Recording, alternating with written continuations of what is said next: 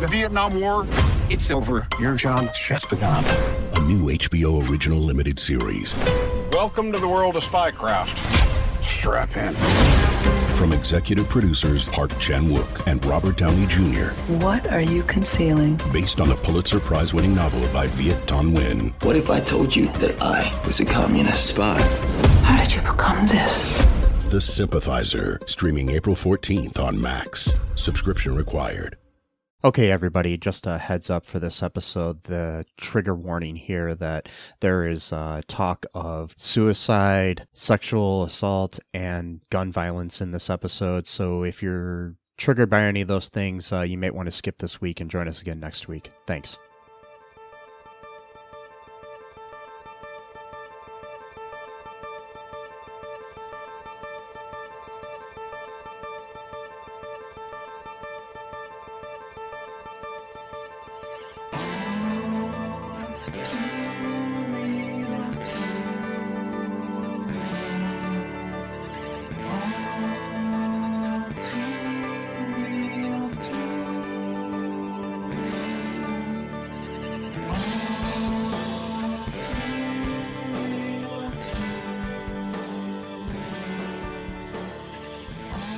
Okay, everybody, welcome to the latest episode of All2ReelToo.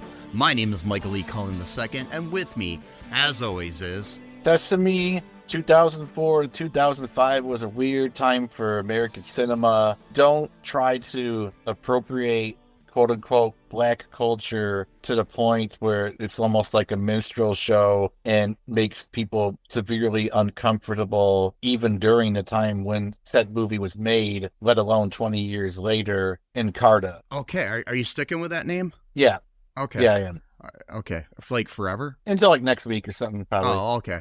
Just making sure, just checking, because yeah, I was going to say that might take a while to write that on forms and stuff when you're applying for things like and whatnot. Tombstones and stuff too. Yeah. Because I think you have to pay by the letter on the tombstone thing. You know? Do, yeah. So yeah, that would suck. Yep. Just make sure you don't like end up in a drive-by or anything soon. So I hope not. I really hope not. Yeah. So today, folks, we are covering the very topical film. Not really. Yes. The 2005 cinematic classic Havoc. Yep. It was directed by Barbara Kopple, or Kopple, Kopple, Kopple maybe, Kopple. I don't know which it is, but it was written by Stephen Gaghan. I don't know how to pronounce his name either, because I suck at pronouncing people's names. And based on a story written by Jessica Kaplan. Film stars Anne Hathaway, Bijou Phillips, Shuri Appleby, Michael Biehn, Joseph Gordon-Levitt, Matt O'Leary, Freddie Rodriguez, Laura San Giacomo, Mike Vogel, Raymond Cruz, Alexis Dezina, and in one of his early performances, Channing Tatum. There's also a short scene featuring Josh Peck from Drake and Josh. Just getting on the topical stuff here. So, Yep.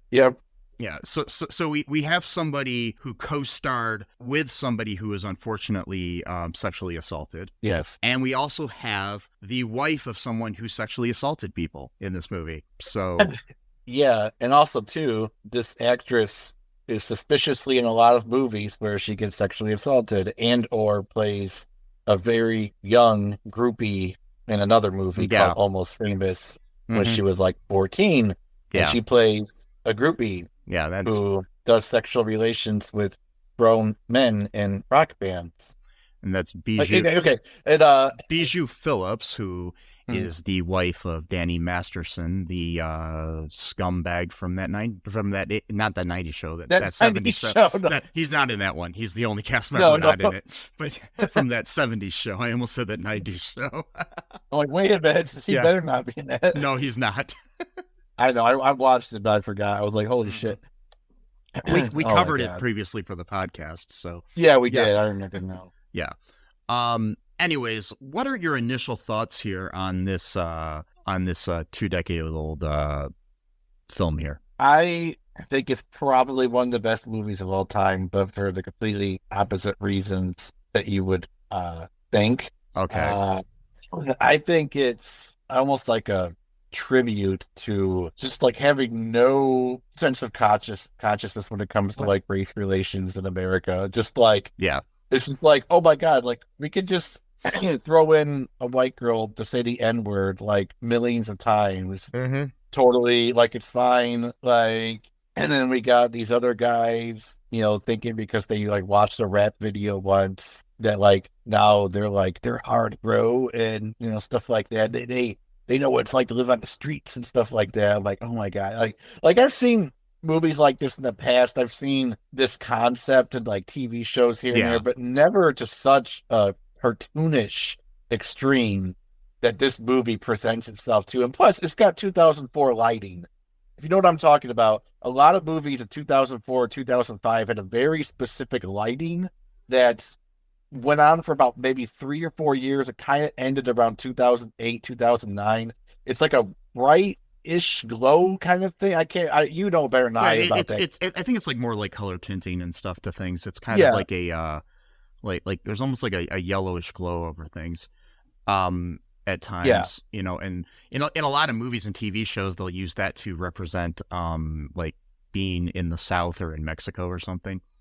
Right. And so, California, this is Southern California, so it makes sense.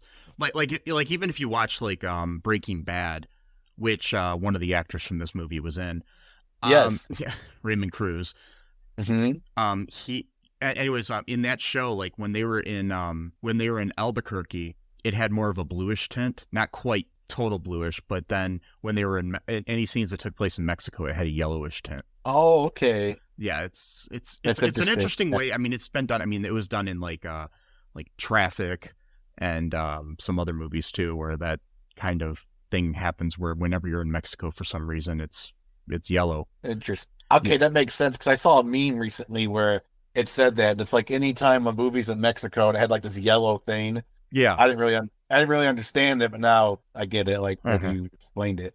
Yeah, but the one good thing about this movie though is that it's inspired me to join the gang because it like depicted like how great it is to be in the gang and how cool it is. Okay. And like you got like you got your quote like your crew with you and you got each other's back, so it's like a family. Type of thing. How do you go about doing this? I don't know, but I'm thinking of just driving to like a really like impoverished part of the city and kind of just look for a group of guys just sort of hanging out, and I'll just like go up to them like really gingerly, mind you, because I don't want to like kind of like what's this guy doing and walking up to us kind of thing, so I want to kind of like approach them like a very very kind of like excuse me, kind of thing, and I'd be like, hey, I know it's a weird question and everything, but it's okay if I just like hang out with you guys tonight, and just be like, and see what they say. Maybe they'll say no. And I think it would help if you were sexy and like a woman. Well, I don't think that would work out for me, because,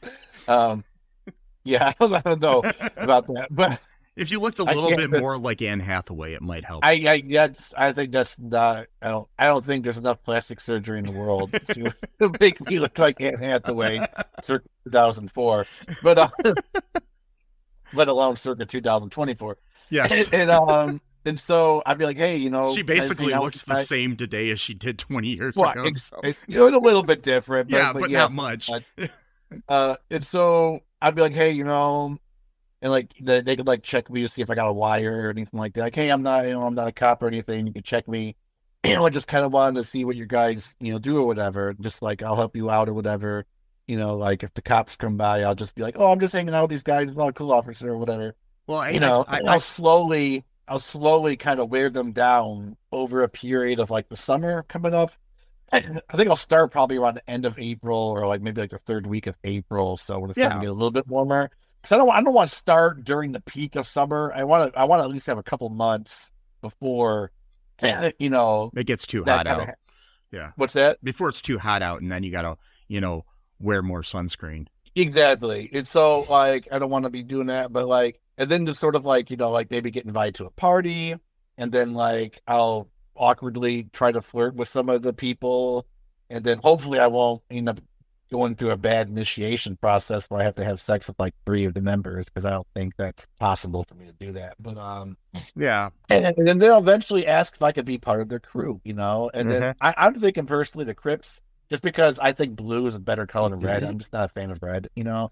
And the Crips still has a longer history as well. I mean, no offense to our listeners, our listeners no, that are in the Bloods.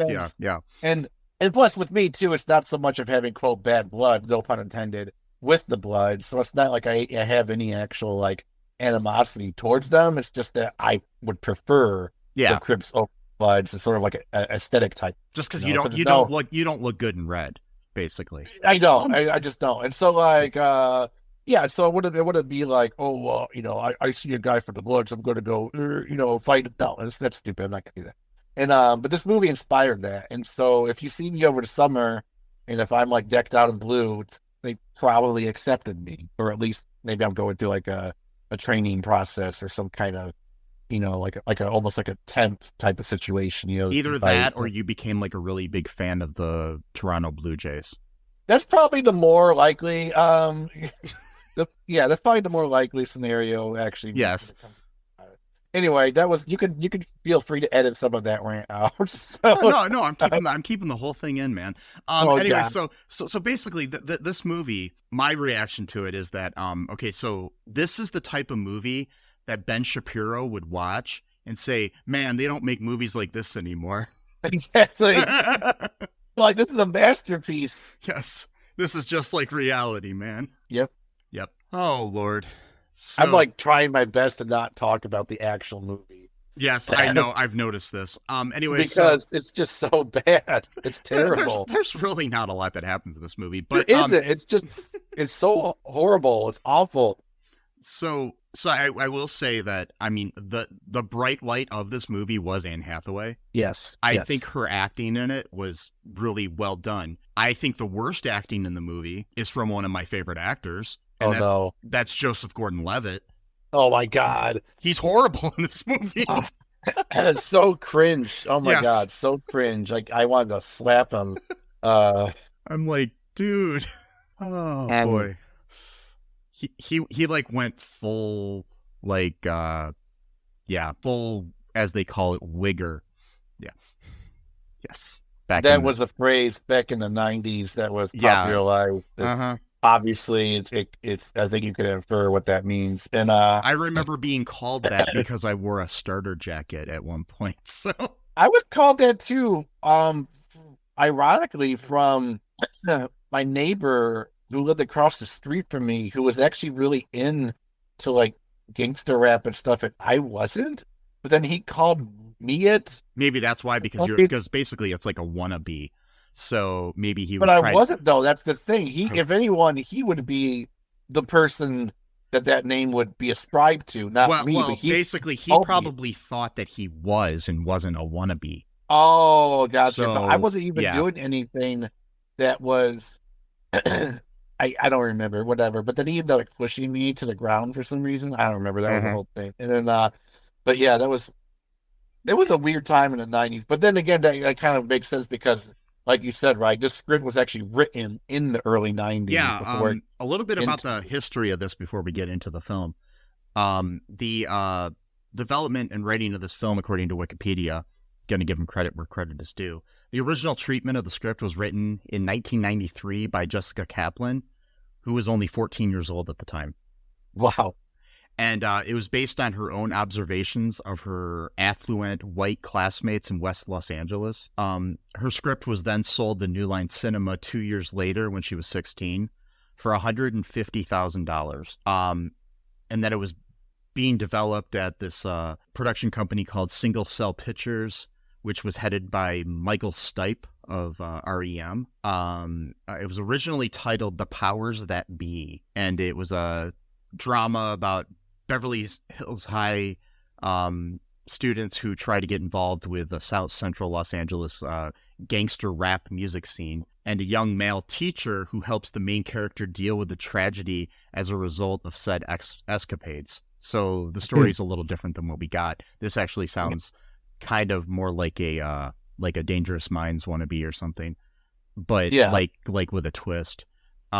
the script went unused for 2 years, eventually gaining traction with the studio after it received a rewrite from Stephen Gahan in 1997. And then Peter Horton was attached to direct, and the script was later retitled Havoc. I still don't understand why. Then Tony Kaye was approached to direct the film. He had problems with the script and made a series of demands, which included him having full control of rewriting the script, which, obviously a studio's not going to let you do unless you're, somebody like huge or something, Yeah. And then on June 6th of 2003, shortly before filming began, sadly, Jessica Kaplan, who wrote this original treatment and story, was killed in a plane crash in Los Angeles along with 4 other people, including her uncle. So the film is dedicated to her. So yeah. And then other little bit of history of the production here before we get into this story that we're avoiding.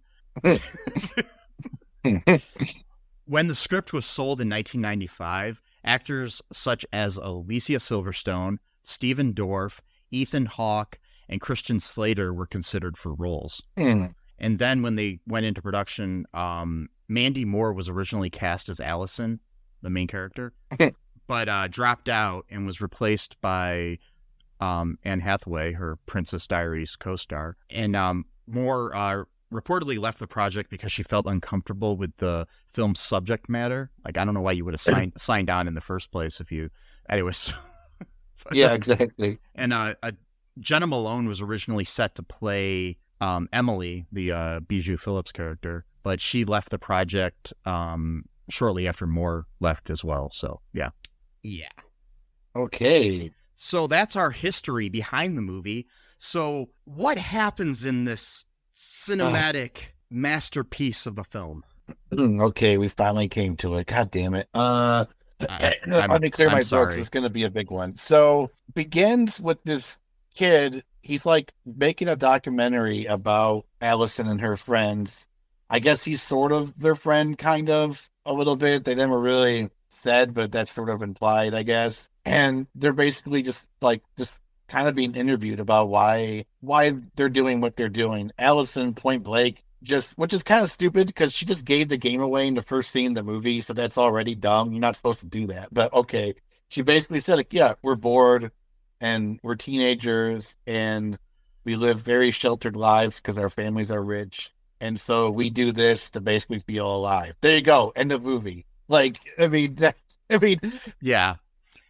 Why would you do that? Like, that's not what you're supposed to do in the movie. You're not supposed to. For one thing, they say show, don't tell. But if you're going to tell, don't tell at the very beginning of the movie. Okay, sorry, that's my nitpick. Part one. The thing is, it's like, okay, this film had a very, at times, documentary feel in a way, but not. They didn't go full documentary like a mockumentary sort of style. Like, mockumentary doesn't necessarily mean comedy like The Office or Waiting for Guffman or something. It's just, a fake documentary. Which I think... it's a documentary within the movie. Like, I think if they were somehow able to do that, but a lot of the movie, obviously the dude with the camera couldn't have gone into the gangland and stuff, Right, so exactly. Let's go film all the gang activity and the illegal activity taking place. with my expensive camera, Exactly. No, he was not no doing that. Yeah, but I mean, it's just like it had an interesting thing, or if they would have just had the story cut from that to how I would have made the movie better. And I know I'm avoiding talking about the movie more by telling you how I would have made it better. But what I think it would have worked well if you had these scenes of interviews with more than just Anne Hathaway's character. And right, she's like the only one that he really films that much. And maybe did kind of like what The Office does with your talking heads or something and cut away. Because at the time, the whole talking heads sort of thing, that kind of comes from like The Real World, the TV show. I think it would have worked really well if you had like cutaways to this kid talking to the different people involved in the story. I'm not necessarily the gang members, but at least the wannabes in Los Angeles. Would have been nice to talk to them and have something where you could then go from that to actual the real world footage of them doing what they're talking about or something. I would have cut back and forth from that. It would have flowed better. It would have been a better movie, and it might have had a better impact. But that's just my feeling. Yep. And also, too, just to kind of emphasize how rich these teenagers' parents are. It takes place in the Palisades, Yeah. which is a very affluent part of Los Angeles. And it's also where most of the TV show Transparent takes place. That's the show where the person's transgender and comes out as trans, like in their early 70s or something like that. And a lot of that takes place in the Palisades. Very, very affluent area. Very, a lot of rich people live there. Yeah, and the reason I brought up the whole documentary type thing is that the director, she is primarily known as a documentary filmmaker. So I think almost everything else she's made, maybe there's like one or two other ones that aren't, but almost every other movie she's made has been a documentary film. Interesting. She's a well-respected documentary filmmaker who's been doing films since like the 70s. Oh, wow. 1972 was her first movie, and her latest film came out a couple years ago. So, yeah. Wow. Yeah. Yeah. So here we go. Let's just get into it. Rip the Band-Aid off. And okay. So they're hanging out. What's that? I said okay. Okay, so they're hanging out in the parking lot with their crew called the PLC or the LCP. I don't remember what it was called. I think it was called the PLC, their quote gang. And they're being interviewed, of course, about their lifestyle or why they have embraced gangster culture. One of the guys says that he doesn't like being white, I guess, or something like that. And, or white ass culture or something. I don't know. And then there's a rival gang. I don't know if they're a gang or just another group of people that were hanging out on the other side. Didn't really understand that. But it reminded me of the fight scene in Romeo and Juliet from the one with Leonardo DiCaprio. Yeah. Kate Winslet. Not Kate Winslet. It's Claire Danes. Oh, sorry, Claire Danes. Yeah. Yeah. And it reminded me of that fight scene, but like a bad version of it. Basically, if you know what I'm talking about, there's like at the beach. Yeah. There's a fight. Yeah. Okay. And I've seen that movie probably about 30 times, so I do know what you're talking about. Yeah. Yeah. It reminded me of that, but like a really dumb version. So they get the thing that so. God, there's so many nitpicks in here. So for one thing, that's stupid to begin with. The whole premise of this movie is ridiculous. It's not. You shouldn't even be taken seriously at all, right off the bat. I mean, honestly, there were people like these kids when around this time or earlier, even like in the 90s and the early 2000s, that acted like this. That were white kids that acted, quote unquote, black or whatever. Right. But it was usually like they're pointing out in this movie too, it was usually just filtered through television, and it wasn't like real talk. Like they would watch a rap video and then mimic what the guy on MTV was doing or something. Right. And so that's what they're doing. But my huge number one problem with this movie, aside from the entire point of it, is that they get into a fight with an actual group of people that look like they're minorities of some caliber. Yeah. And then it's the fake white people that won the fight. Really? Like, are you serious? Like, come on. I couldn't tell if those people were like minorities or other people from their school or from their school district or something, or what the deal was. The one guy looked like he could maybe be like Latino a little bit. I don't know. But I mean, a Latino could be going to that school though too. So. I mean, that's what I'm saying. It could be a rival quote unquote gang. But like, why would they win the fight? I just didn't want them to win the fight, because I hate them. So I was already kind of mad that they won the fight, and then and then the police came, and then they went off to drive off, and then they had a party at this the kid's house was doing a documentary. I guess his family's moving to Chicago, and he never really said one way or the other if he's moving with them, which I imagine he would, because Emily, which is played by Bijou Phillips, she's the best friend of Allison. She's like, does that mean that you're not coming with us to school next year? And he kind of didn't really answer her. And it's like, do you think he's just not going to move with this family to Chicago? Like where is he going to live? Like, I don't. But they never follow up on any of it either. So he he's not really a main character in this movie. So No. he's there, but he's not really there. And so they have this dumb party. And he films the party. They get into some really cringe rap lyrics. Allison's mimicking a song where she drops the N-word. Well, with the A at the end, not the hard R, but whatever, still. But still, yeah. It. And she says it like 4 times, and she's singing, I don't know what song, it's like a Destiny's Child song, maybe, I don't know. And then and it looks like Emily. I mean, it looks like what's Allison's boyfriend's name? I don't give a shit. Whatever, that guy. And then the boyfriend's name I don't care. is Toby. I don't care. It's Toby. Yeah, Toby. That's a gangster name right there. Yeah.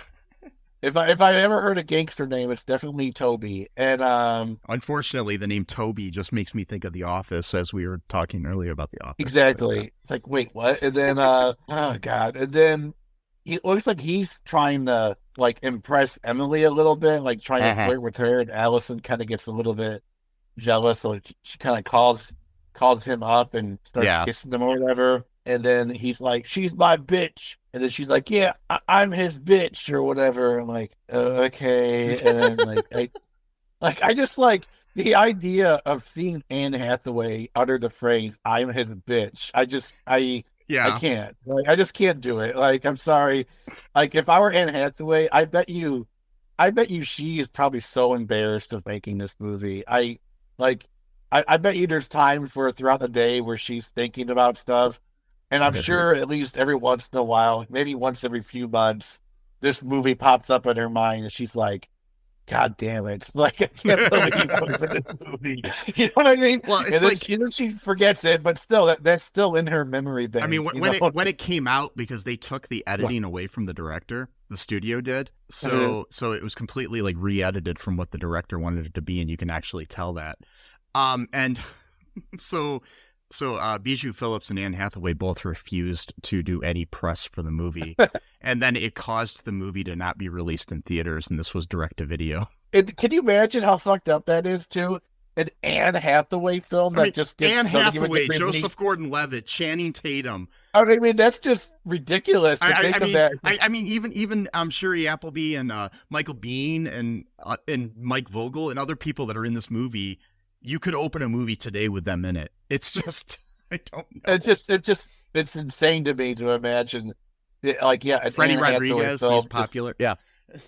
I just can't. I mean, I know she hasn't been in much lately for a while, but still, like, she's a very accomplished actor, you know, and so is Bijou Phillips and I mean, but I mean, to be, I mean, at this time, this was like one of her ways of trying to break, I think in a way, break her mold of being in kids movies. So this might have been why she chose this movie, because this was like after the Princess Diaries and movies like The Cat Returns and The Other Side of Heaven and stuff like that, and Ella Enchanted, you know, movies that were definitely not movies where she was going to be using the N-word. Exactly.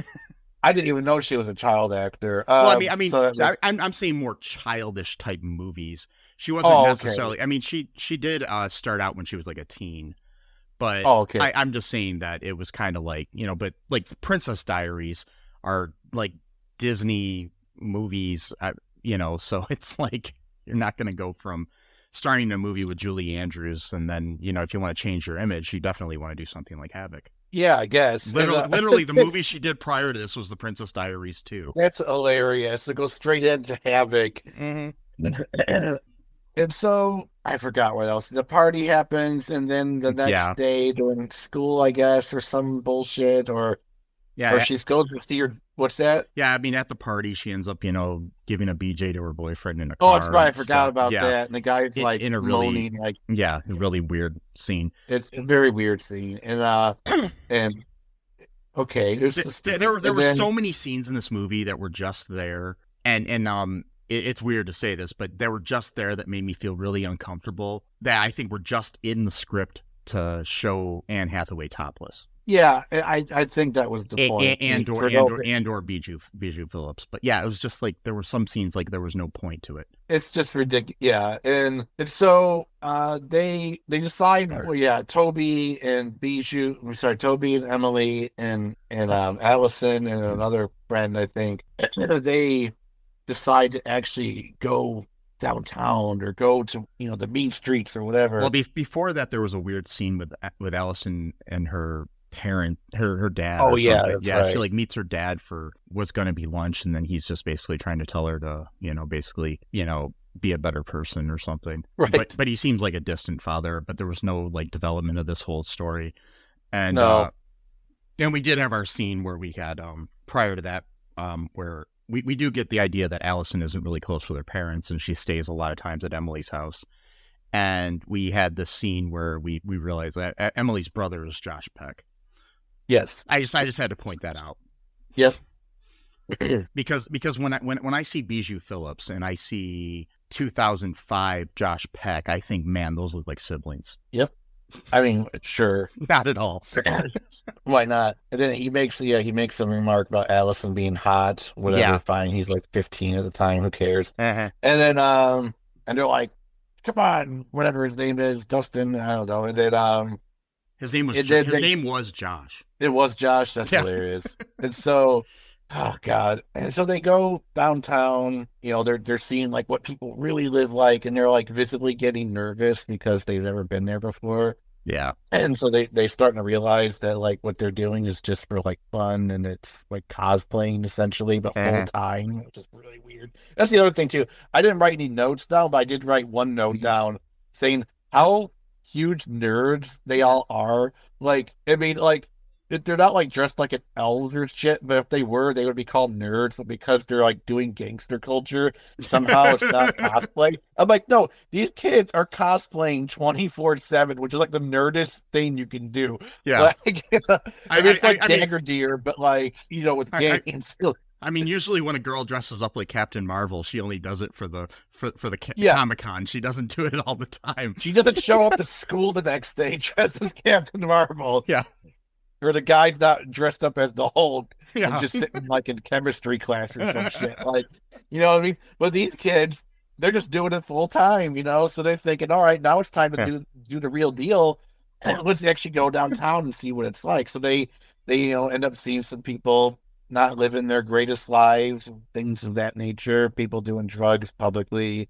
One person's getting the BJ apparently just like behind a telephone pole, I guess. I don't know. And then they go and want to buy drugs off this dude. And so Toby and the dude are like basically haggling over how much to pay for it, because I guess that's what you do when you're rich. Yeah. Of course, you're rich, so money's not an object. But hey, let's haggle the drug dealer And this to is get the price. Freddie Rodriguez's character named Hector. Yeah, Hector. And so Hector, being a nice guy he is, actually agrees to sell his drugs for $20 less than what they're worth. Nice guy. I mean, he's Oh yeah. he's losing money off of this exchange. Not good enough for Toby. Toby doesn't like how, quote, light the bag feels. Okay, lesson number one. Never, ever, ever, ever in your life, even if this person is a close friend of yours, accuse a drug dealer of giving you less than what you paid for. That's number one. Like, come on, really? Like, and so, especially I do that all the time whenever I go to get my drugs at the pharmacy. Well, I mean, wait. you shouldn't do it. At But the pharmacy. for the pharmacy, exactly. Hey, this costs too much. Or you didn't give me enough I don't know whatever. Like, I don't have enough Benadryl in these. yeah, exactly. What the hell, man? You I'm short here. And so Toby thinks he's gonna. I mean, really, again, we're talking. So these kids, I almost feel bad for them in a sense, because I think they have severe psychological disorders that are very untreated or undiagnosed, because the cosplaying 24/7, that's already indicator number one. But you can brush that off as like, oh, they're just kids, they're experimenting, whatever, fine. But now Toby is crossed over from cosplaying to I genuinely think that he thinks he actually is a gangster at this point. I think he's gone beyond.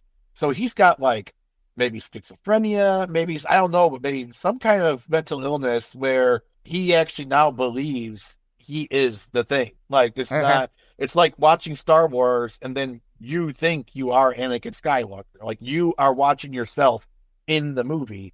He thinks he is the guy. Wait a so second. He's gonna go. Wait a second. So are you trying to tell me that I'm not one with the Force? Well, you might be with the Force, but I don't think you are the character. Oh, are you sure? You might have the Force. Because I really identify with one of the characters in Star Wars. You could identify with the character, but not actually believe that you are the character. So I am not Jabba the Hutt. No. Okay, cool. Just checking. You could like identify with certain Why would you, for one thing, why would you want to identify with Jabba the Hutt? Of all the characters. like not Luke, not Anakin, not Leia, not Han. The true hero of those movies is Jabba the Hutt. Sure, yeah, whatever. And then, dude, actually, one of the cartoons, the Clone Wars, I think it is. One of the students is actually of the race of Jabba the Hutt, like he's actual Jedi in training. Yeah, what's that? A Huttese. Yeah, sorry, the Huttese. Yeah. And so Toby, in his great wisdom, decides to confront Hector as Hector's walking away, and then he tells Hector that he's, quote, light. Hector takes great offense to this, as any businessman would, that a client is accusing him of being short with him. And so he tries to get into a fight with Hector. Again, total bonehead move to do. Hector pulls a gun on him, is basically going to execute him publicly in front of his friends. Toby pisses his pants. Hector mocks him for said urinating in his undergarments. And then Allison pleads with him to spare Toby's life. He does so, and then he tells him not to ever come around these parts ever again. So naturally, Allison and her friends show up like the next day.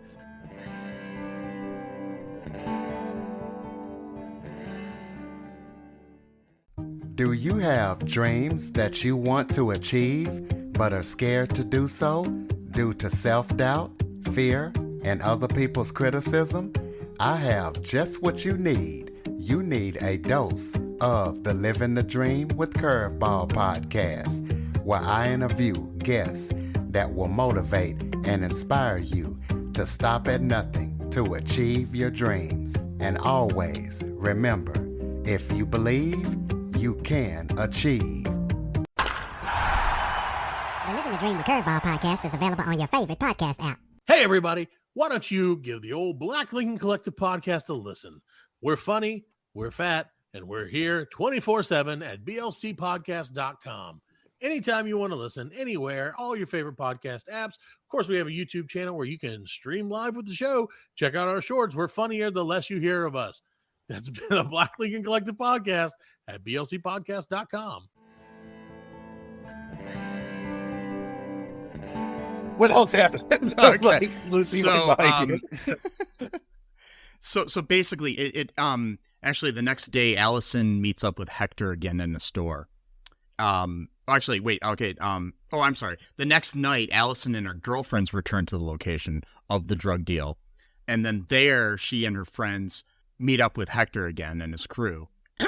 They invite, he invites them to a house party at his house. So, they get into some little, making out with some gang guys and shit. And before they leave, Hector tells Allison of a motel where his crew regularly party and invites her to stop by if she wishes. So then the next day, we got Eric with his film camera asking questions, and the interview turns into a bizarre mind game that Allison is playing, where she's flirting with him and trying to get him to have sex with her or something. Yeah. So which made no sense. Anyway, so it doesn't. Again, another scene where they just needed to show Anne Hathaway's nipples. Yep, pretty much. I mean, that was the whole point. That was the other name for this movie. What? Anne Hathaway's nipples. That probably actually would have sold better. And yeah. Yep. So anyways, then that evening, Allison goes to this store in downtown and meets up with Hector in the store, creates her own little meet cute in the store or something, where she basically runs into him. And then he shows her around the neighborhood. Then their tour ends in the evening when these police arrive. I know. And then have this like big like kind of drug bust sort of thing going on, and Allison winds up being arrested with the other people there, and she ends up in jail, and they have this really crappy scene with her in this juvenile detention center, which was pointless. And so I know, it's dumb. Like I feel like this about every scene in this movie, but this movie is just so stupid. I can't get over it. Yeah. I mean, god damn it. And I'm sorry I picked this movie, to be honest. I really am. Like, it's okay. I'm actually enjoying talking about it though. This is actually one of the most bizarre movies I've ever seen, but for completely weird reasons. Like we've watched Troll 2. What was it? Like the movie, I can't even remember now. My mind's going blank of how many weird movies we watched. Yeah, and it's like and this movie. This is like, recently we covered Judgment Night, and this is kind of like a follow-up to Judgment Night, but in a weird way. It's like Judgment Night 2, but like for teenagers, basically. Yes, but unfortunately, no one gets pushed off a roof in this movie. No, unfortunately. And so she meets with him in this store, and then goes jail at the end. And so her parents have to bail her out, and but somehow she's like let off the hook by her parents, which I'm like, yeah, if I was arrested, I would have been grounded forever, Just with crack dealers, especially. Yeah, just what I'm saying. I mean, what the fuck? I mean, if they were just like regular cocaine dealers, then I wouldn't be. But if they were crack dealers, cocaine is more of a sophisticated drug. Yeah. That's for like stockbrokers and like rich people. That's okay. Crack is for like the poor and the lowly and the meek. I mean, I got grounded once because I went down the neighborhood from where I lived to go play in a creek when I was like 12. So I'm just saying. Well, it's just different values of parenting. Yes. Yeah.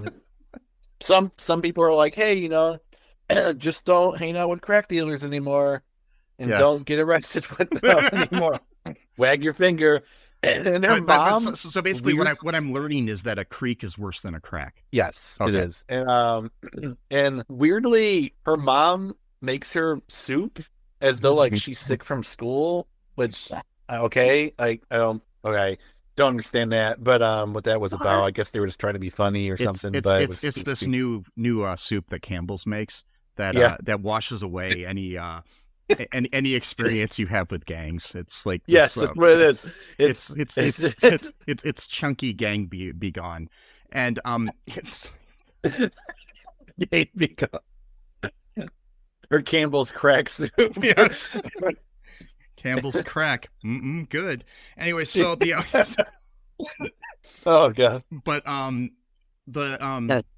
So then later, she and Allison decide to go head downtown the next evening to hang out with Hector's crew. Again, they end up first like interrupting a party that's like a party for like a baby. Yeah, I know. And that but then later that night they meet up at the hotel with his crew and or the motel or whatever you want to call it, and they start drinking and playing games and stuff like dice. And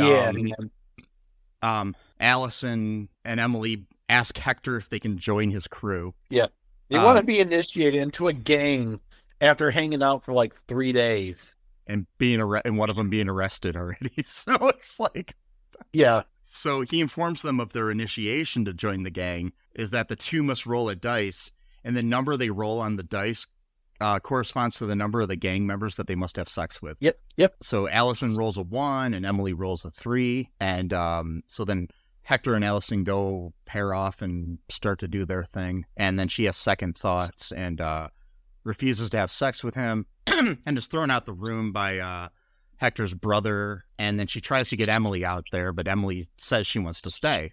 But then she starts getting, like, basically raped by 3 guys. Well, that's the thing. This movie concerns me a great deal. Because it places the blame on her. Yeah. It's like, yeah, it was her idea. I'm like, okay, one thing, there was no discussion about, like, having sex with 3 of them at the same exact time. So but that's not something you could just lie. But like, regardless, even if she agreed to do that, she said no at one point. Right. And that moment she said no, that made it rape. So it's so Allison basically covers for them. Yeah. Against her friend. It's like, okay. Yeah. So basically then Emily goes to the cops and isn't answering Allison's phone calls and stuff. And so it's basically like, because they get out of there eventually, and then this happens.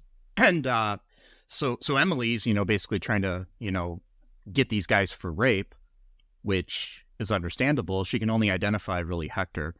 And so it's so then the next day, Allison returns and confronts Hector over the previous night, but he responds by saying he didn't do anything wrong. Of course not. And that he only did what she and Emily had asked him to do. Basically, he basically says that they did nothing wrong because that's what Emily wanted to do and stuff. And at that moment, a woman shows up at the door, surprising Allison, much to the amusement of Hector, who mocks Allison for thinking he had feelings for her and calling her a poser. Yeah, man. Who's only playing games and knows nothing about the realities of gang life, which is true. Exactly. So, yeah. It's like she saw a production of West Side Story and then decided she wanted to be in a gang, It's like, yeah. So it's like, so, and that girl, like, think has a baby or something too. So it was like weird, or no, she was just calling her in. I don't think she had a baby. I think that was another scene. Never mind. The same. I'm getting scenes confused in my head. So that same day, Emily is shown accusing Hector and his crew of gang rape, and Allison is brought in for questioning, but claims to know nothing about the rape. Mm-hmm. What a good friend she is. Yep.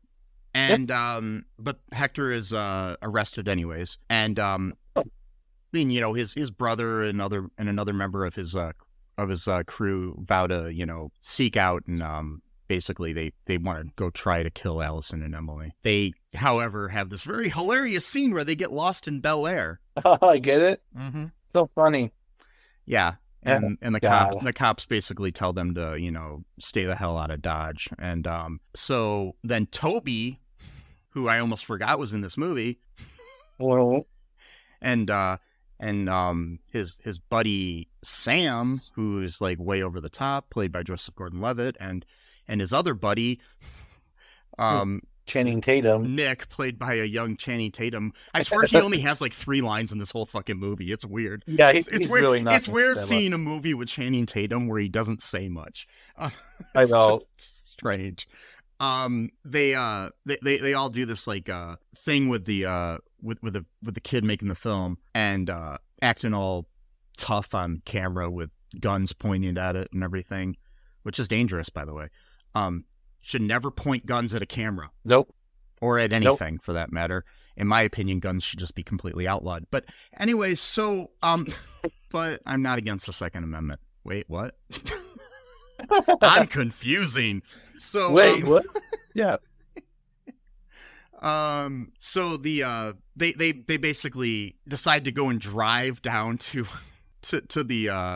downtown to the hotel room. Or the motel, I mean, and try to take care of things, and but they're in the motel and they violently bust in and pop a couple caps, and there's a group of Latino women in there and a baby. Yay!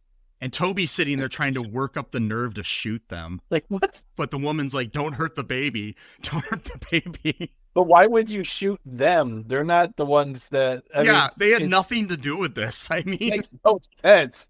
Like, yeah, let's just do revenge, like, on other people within Hector's family. I mean, my thing is what you should have done is, if you would have written this differently, you would have had the actual gang members there, and then a woman walks out with a baby. Right. and then it clicks in Toby's head to be like, shit, I can't do this. There's a fucking kid here, sort of thing.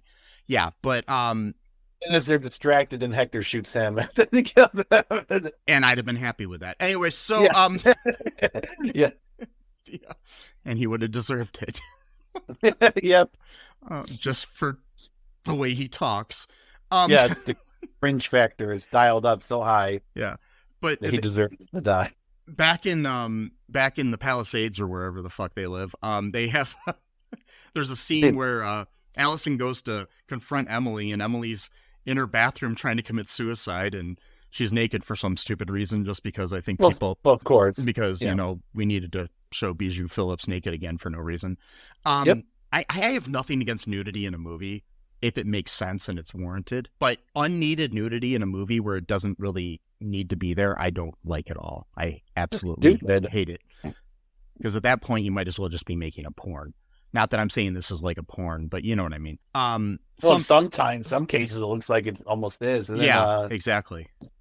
Or sex scenes. That's another thing. Yeah, I just don't like very much. No, I never liked them. I think it's better to just imply it and then to actually show it. Yeah, sometimes it's kind of like it's kind of like in a different way. It's like Jaws was scarier because you didn't see him as much. Yeah, no, exactly. Yeah. I don't know. I just like, if I'm going to watch people having sex, I'll just watch porn. I mean, I'm not going to watch a movie. So like, yeah, Emily's trying to kill herself in the bathroom, and then they're having this like heart-to-heart scene, which whatever. She had found out from the Allison had found out from the Eric guy, the camera guy. That he showed the video of them all acting tough and fronting on the camera and stuff. And they go to she tells Emily like what's going on, and that that Toby and Tweedledee and Tweedledum are going to try to do something. And wow. So this initially upsets her to the point where she's trying to commit suicide. But and then Allison's like making fun of her while she's doing it. Yeah. Like you're not cutting your wrist like that, are you? Or all this other shit. Right? Like, that's gonna be really painful. And oh, by the way, those sleeping pills you're gonna take, there's not enough of them to kill you, so they're just gonna pump your stomach. I'm like, wow, what a great friend. Like, it almost sounds like she knows from experience, though. So I'm like, how does she know all this stuff? I'm like, but then again, when I was in high school, I knew about 7 or 8 girls that tried to commit suicide. So it's like, yeah, it's weird. And interesting, Bijou Phillips was in the movie with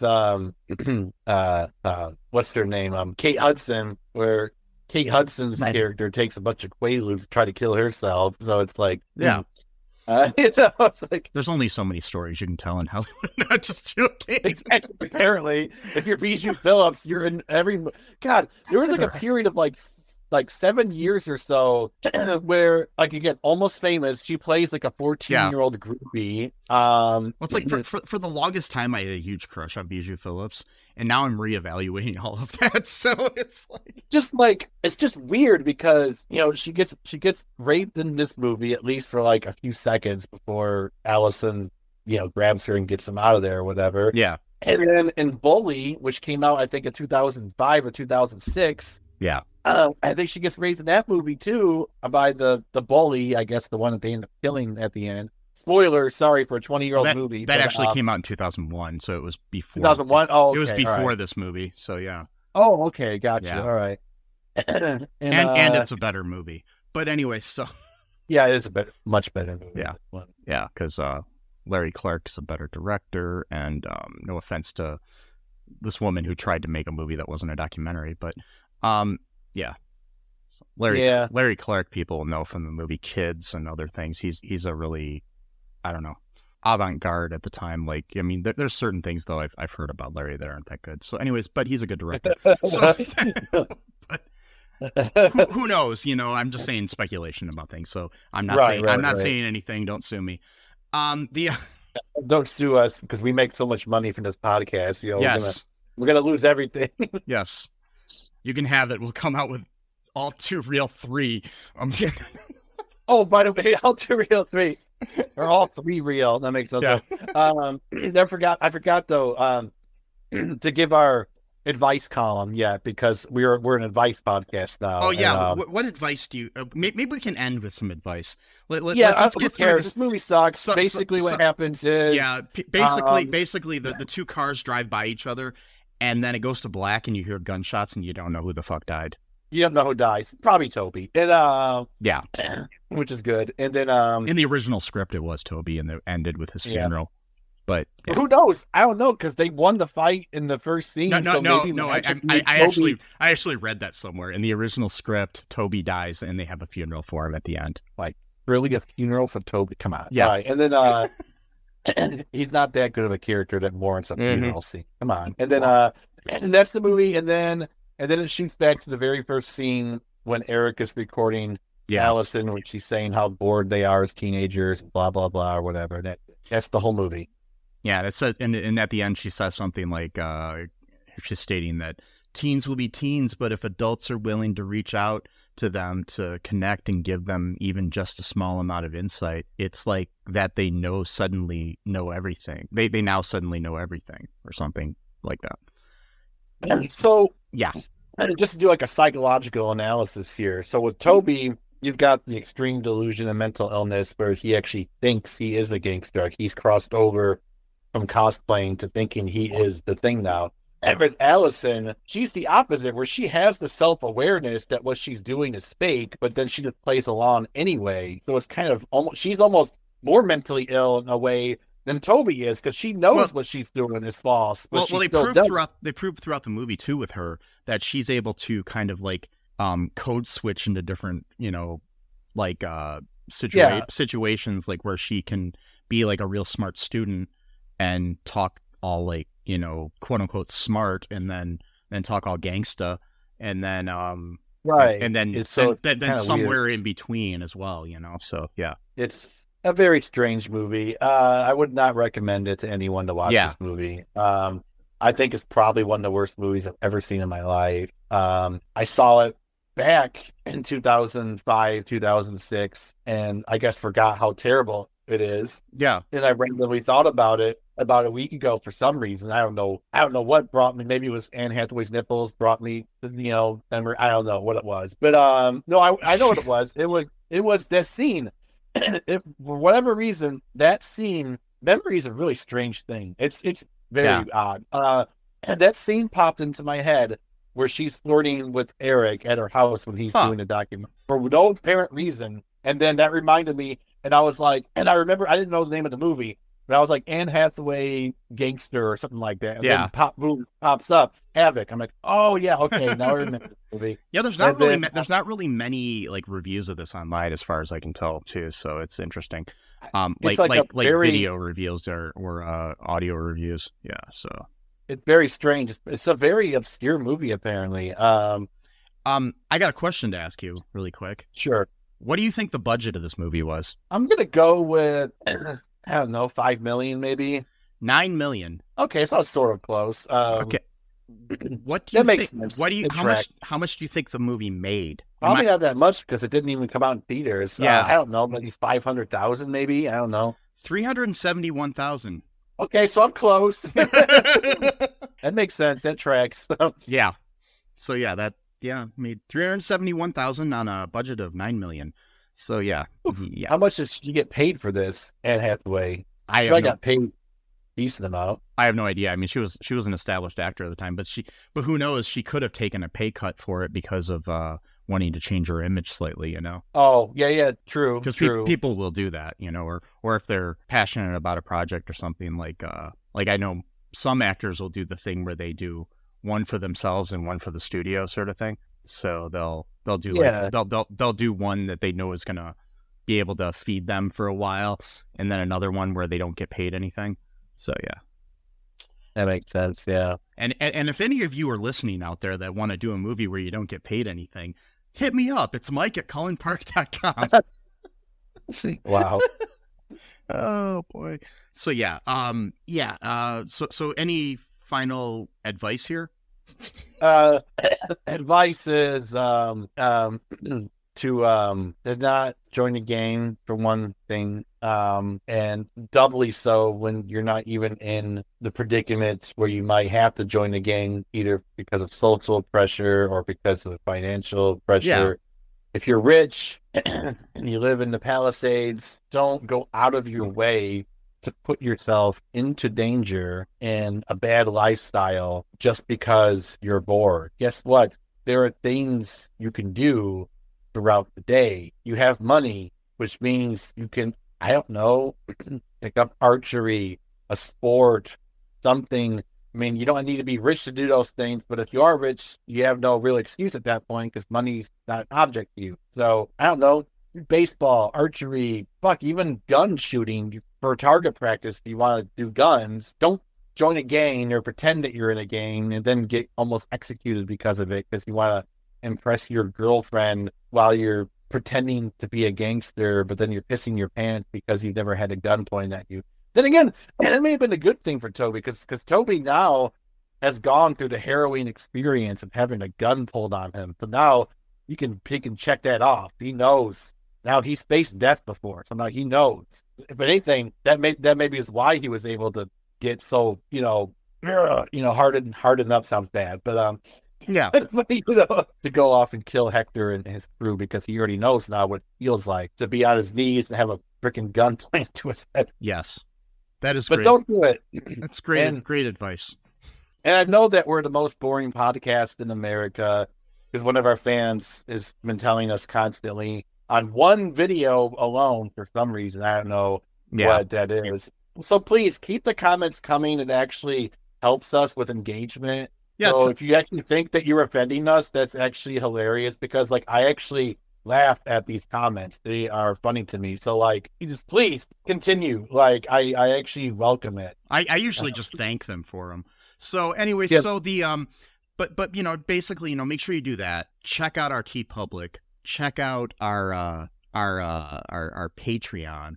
Give us a 5-star review wherever you can and comment on this if you can. Just remember, folks, that I love you. Sesame loves you. And until next time, bye-bye. Thanks for listening to All2ReelToo podcast, a Cullen Park production.